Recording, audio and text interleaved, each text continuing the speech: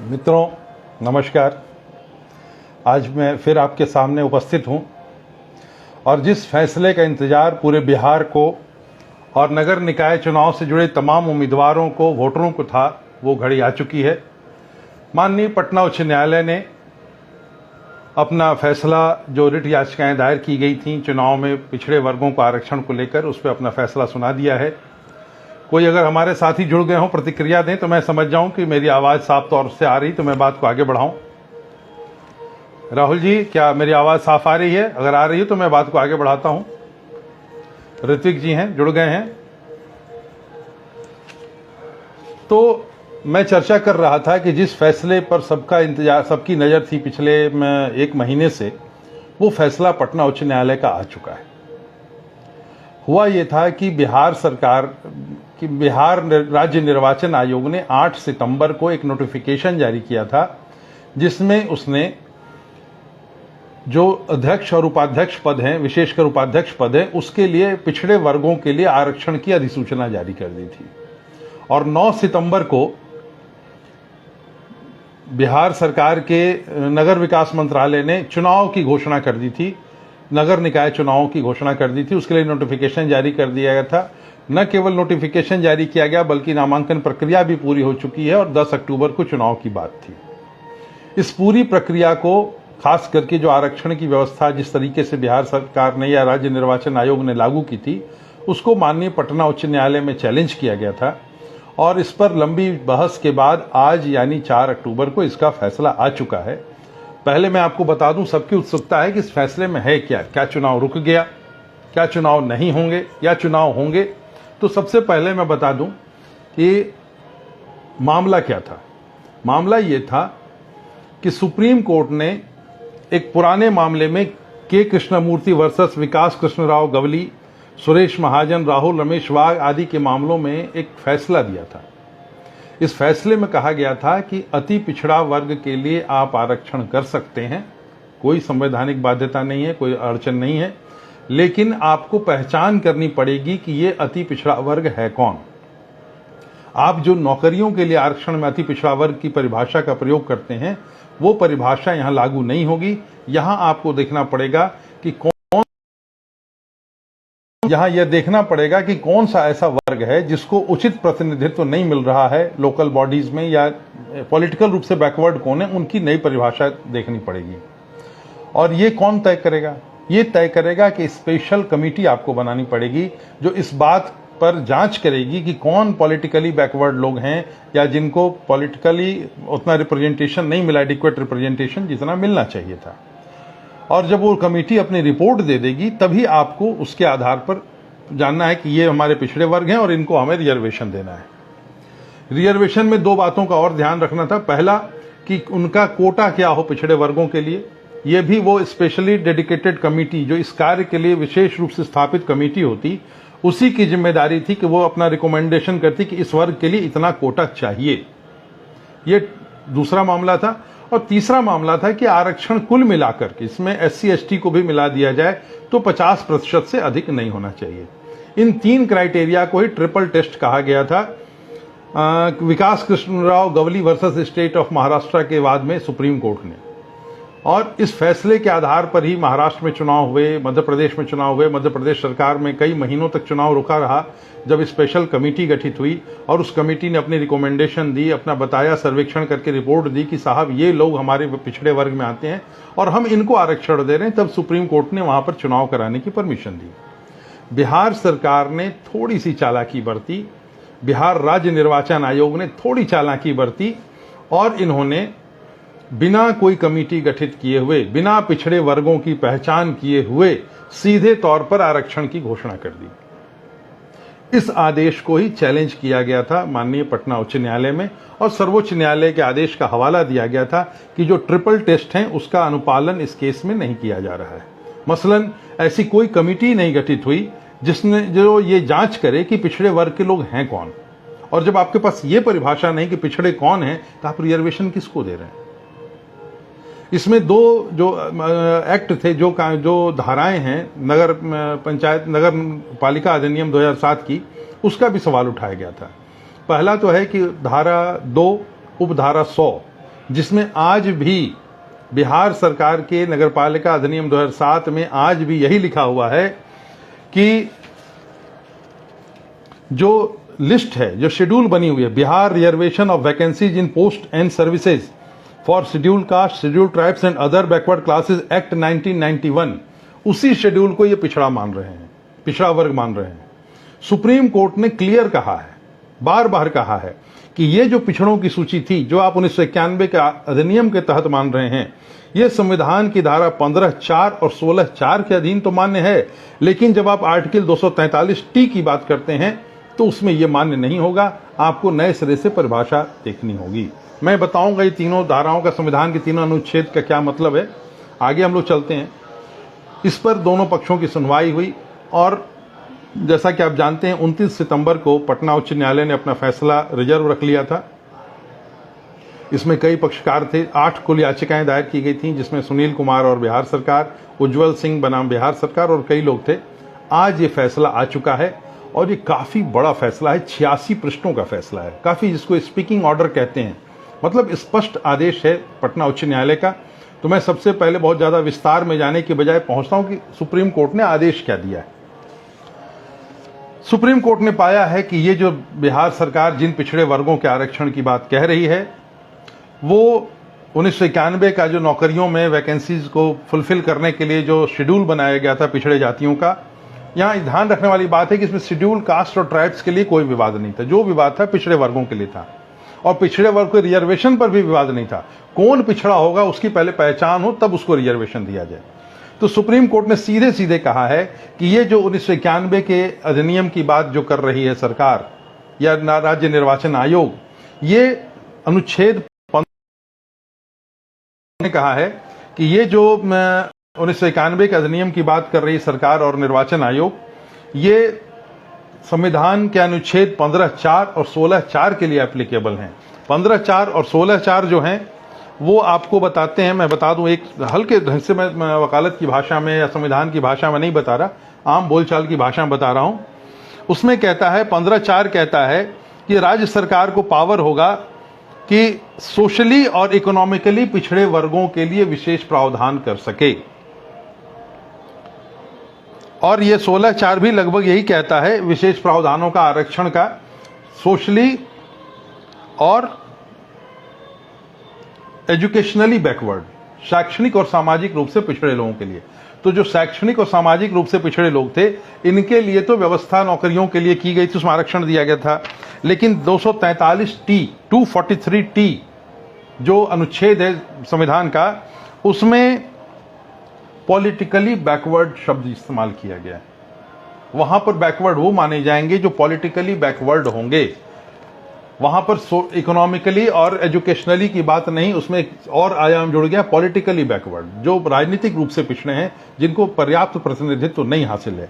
तो पहली जो फाइंडिंग है पटना हाई कोर्ट की, वो यही है कि ये जो रिजर्वेशन का क्राइटेरिया उन्होंने पिछड़े वर्ग की परिभाषा रखी है, वो एप्लीकेबल नगर निकाय चुनाव या रूरल चुनाव में भी उन्होंने कहा है, ग्रामीण चुनाव में भी ये एप्लीकेबल नहीं है। दूसरी बात जो कही है कि बिहार सरकार ने जो पाया है हाई कोर्ट ने, कि इन्होंने ऐसा कोई प्रयास नहीं किया है जिसमें कि पिछड़े वर्गों के बारे में जानकारी हासिल की जाए, जो पॉलिटिकली पिछड़े हैं, जो मतलब कि जो कमेटी गठित करने की बात कही गई थी, डेडिकेटेड कमेटी, वैसा कुछ एक्सरसाइज बिहार सरकार ने नहीं किया कि कोई ऐसी कमेटी गठित करे और जाने कि भाई कौन पॉलिटिकली बैकवर्ड है। ऐसा कोई एक्सरसाइज नहीं हुआ है। बेसिक चीजें जो हैं, जो मैं सबसे पहले बता देना चाहता हूं, जिसका इंतजार आप सभी साथी कर रहे हैं। पहला है जो आदेश दिया है, मतलब राज्य निर्वाचन आयोग के और बिहार सरकार के फैसले को गलत पाया पटना हाई कोर्ट ने, और उसमें उसने नए डायरेक्शन दिए हैं। और इसमें तो सबसे बड़ी बात यह है, इलेक्शन कमीशन को एक थोड़ी सी फटकार भी है। इसमें कहा गया है, जो हाई कोर्ट ने होल्ड किया है, action of the government is also the election commission in reserving the seats of the OBC EBC category for election to all the municipal bodies in the state of Bihar governed under the Bihar Municipal Act 2007, sans compliance of the dictum laid down by Honorable Supreme Court in Itna to be illegal.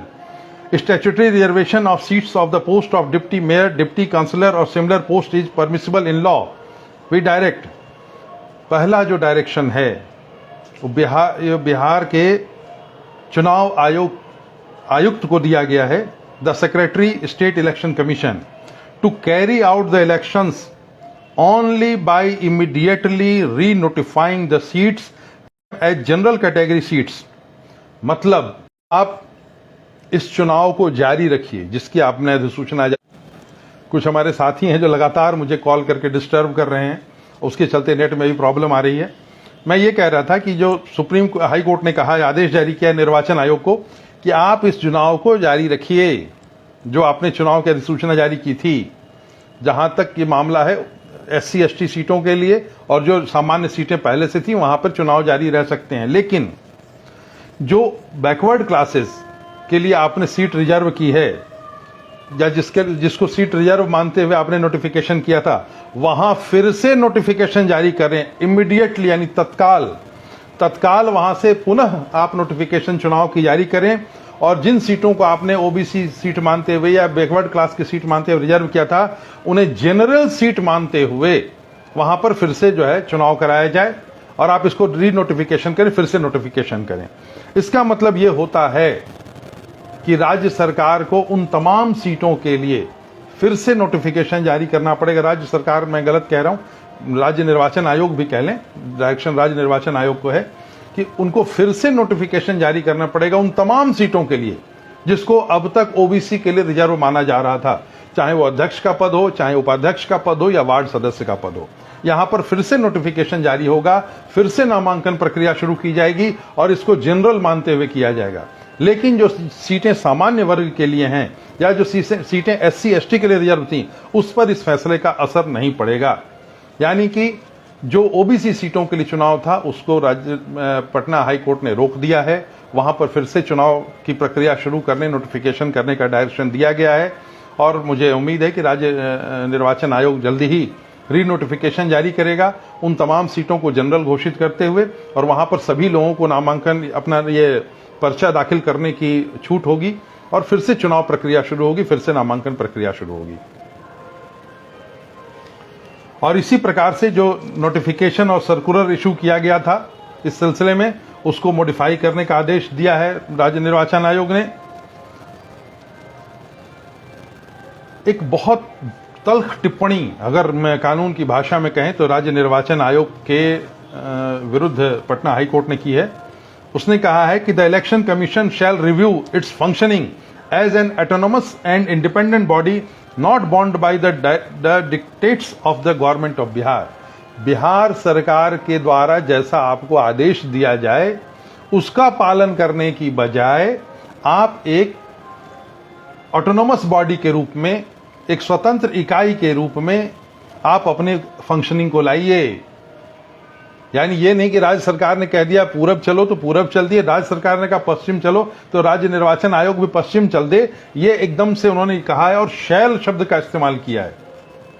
आपको करना ही चाहिए, करना होगा एक autonomous body के रूप में, एक स्वतंत्र निकाय के रूप में आपको जो है सो अपना काम करना होगा और इन सब चीजों के बारे में रिव्यू करना होगा, न कि राज्य सरकार के डिक्टेशन पे आपको चलना होगा। और ये जो फैसला आया है वो रूरल और अर्बन दोनों चुनावों के लिए है। चूंकि अभी पंचायतों के चुनाव तो हो चुके हैं तो मुझे लगता है कि उस पर तो असर नहीं पड़ेगा, लेकिन आगे जो भी चुनाव होंगे उन पर यह साफ तौर पर डायरेक्शन पटना हाई कोर्ट का आ चुका है कि जो सुप्रीम कोर्ट के डायरेक्शन थे उनका अक्षरशः पालन होना चाहिए। एक डेडिकेटेड कमेटी होगी और ये कमेटी तय करेगी बैकवर्ड कौन है, तब आप उन बैकवर्ड्स को आरक्षण दीजिए। आरक्षण की कुल सीमा 50% से ज्यादा नहीं होनी चाहिए। इस प्रकार से जो याचिकाएं दायर की गई थीं इस तरह OBC के आरक्षण के अगेंस्ट में, उसको अलाउ किया है पटना हाई कोर्ट ने। साफ साफ आदेश दिया है कि जिन जिन सीटों पर आपने OBC को आरक्षण या OBC क्लास को आरक्षण दे रखा था वहां पे आपको फिर से चुनाव की अधिसूचना जारी करनी होगी, यानी पूरी चुनाव की प्रक्रिया फिर से करनी होगी, फिर से नामांकन वापसी और सब कुछ, उनको जनरल सीट मानते हुए, यानी OBC के लिए कोई रिजर्वेशन फिलहाल नहीं होगा। और हाई कोर्ट ने माना है कि राज्य सरकार को जो ड्यूटी थी, जो उसको काम करना चाहिए था OBC वर्ग की पहचान के लिए, उसने नहीं किया है। इस प्रकार से ये कानून की जीत है। आप मेरे जो पुराने वीडियो देखेंगे, मैंने पूरी तरह से संकेत किया था कि यही फैसला आएगा, चूंकि सुप्रीम कोर्ट के द्वारा बनाए गए कानून है और उसका हाई कोर्ट या किसी भी राज्य को पालन करना होगा।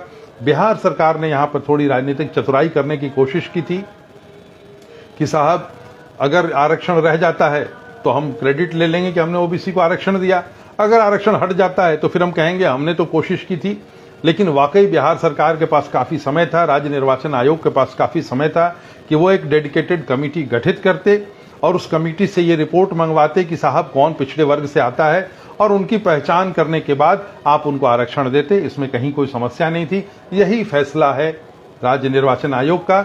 इस प्रकार से जो भी पद जहां जहां जिन पदों पर ओबीसी के लिए रिजर्वेशन था वहां वहां उन सभी पदों के लिए अब फिर से नोटिफिकेशन जारी होगा, चाहे वो वार्ड सदस्य का पद हो, चाहे वो अध्यक्ष का पद हो या उपाध्यक्ष पद का, सभी जगह नए सिरे से नोटिफिकेशन जारी होगा, नए सिरे से नामांकन होगा और पूरी प्रक्रिया नए सिरे से चलाई जाएगी। लेकिन जो पहले ही से सामान्य वर्ग के लिए आरक्षित थे, सामान्य वर्ग के लिए जो कोटि की जो सीटें थीं या जो SC ST के लिए सीटें थीं, उस पर इसका कोई फर्क नहीं पड़ने वाला है। इस प्रकार से अब गेंद पुनः राज्य सरकार और निर्वाचन आयोग के पाले में है। स्पष्ट डायरेक्शन दे दिया है पटना हाई कोर्ट ने, आपको उसको जनरल सीट मानते हुए एक्ट करना होगा। अब क्या हो सकता है, हमारे बहुत से साथी सवाल पूछ रहे हैं कि अब क्या होगा। करना तो ये चाहिए, चूंकि उसने कहा है, पटना हाई कोर्ट ने कहा है कि इमीडिएटली आपको रीनोटिफिकेशन जारी करना है। आप चुनावों को लंबे समय तक टाल नहीं सकते कि अच्छा ऐसा करते हैं कि पहले कब कमेटी गठित कर लेते हैं, कमेटी की रिपोर्ट ले लेते हैं, रिपोर्ट लेने के बाद देखेंगे फिर से ओबीसी को आरक्षण देकर चुनाव कराएंगे। ऐसा नहीं कर सकते, क्योंकि शब्द इस्तेमाल किया है पटना हाई कोर्ट ने, इमीडिएट नोटिफिकेशन। तत्काल आपको नोटिफिकेशन जारी करना होगा इलेक्शन का कि हम अब जनरल सीटों के रूप में इन सीटों को लेकर के जनता के बीच में जा रहे हैं। इसलिए सरकार बहुत ज्यादा टाल नहीं सकती। दूसरा, इमीडिएट के बीच में अगर 24 घंटे में, 48 घंटे में, 50 घंटे में ये कोई कमेटी गठित कर दें और उससे एक रिपोर्ट भी मंगा लें, अलग बात है। यहां एक बात और ध्यान देने की है कि ये जो बैकवर्ड कौन होंगे, इसकी परिभाषा जानने के लिए आप इधर उधर की सूचनाएं नहीं ले सकते। जो सुप्रीम कोर्ट का ऑर्डर है गवली बनाम महाराष्ट्र सरकार में, वो कहता है कि आपको स्पेशल कमेटी ही गठित करनी होगी। आप ऐसा नहीं कि अंचलाधिकारी से रिपोर्ट ले लिए, डिस्ट्रिक्ट मजिस्ट्रेट से रिपोर्ट ले लिया, ऐसा नहीं है। आपको वो कमेटी गठित करनी होगी। कमेटी बाकायदा उसकी जांच करेगी कि कौन कौन से वर्ग ऐसे हैं जिनको उचित प्रतिनिधित्व नहीं है, और उसी की रिपोर्ट पे आपको बैकवर्ड क्लासेस को आरक्षण देना है। इसलिए ये मान के चला जाए कि बहुत जल्दी राज्य निर्वाचन आयोग नया नोटिफिकेशन जारी करेगा जिसमें बैकवर्ड क्लासेस के लिए रिजर्वेशन समाप्त होगा, उसको जनरल सीटें माना जाएगा और तदनुरूप चुनाव प्रक्रिया शुरू की जाएगी। उम्मीद है आपको मेरी बातें समझ में आ गई होंगी। और ये जो 86 पेज का फैसला था, मैंने शॉर्ट में बताया है, उसकी जो आत्मा है उस फैसले की वो मैंने आपको बता दी। अगर आप में से कोई ज्यादा जानना चाहेंगे पूरे फैसले के बारे में, आप कमेंट करेंगे, मैं बाद में किसी लाइव में उसको पूरा डिटेल उसका वर्णन करूंगा। फिलहाल नवरात्रि के दिन पटना हाई कोर्ट का यही फैसला आया है कि जो भी सीटें ओबीसी के लिए रिजर्व थी वहां पर फिर से नामांकन प्रक्रिया शुरू होगी, फिर से नोटिफिकेशन होगा और उसको जनरल सीट मानते हुए ट्रीट किया जाएगा। जो SC ST के लिए सीटें हैं और जो सामान्य कोटि के लिए पहले सीटें हैं वो अप्रभावित रहेंगी। बहुत बहुत धन्यवाद मेरे साथ बने रहने के लिए, मुझे देखने के लिए। मैं प्रेमेंद्र मिश्रा आप सबका हार्दिक आभार प्रकट करता हूं। बहुत बहुत धन्यवाद।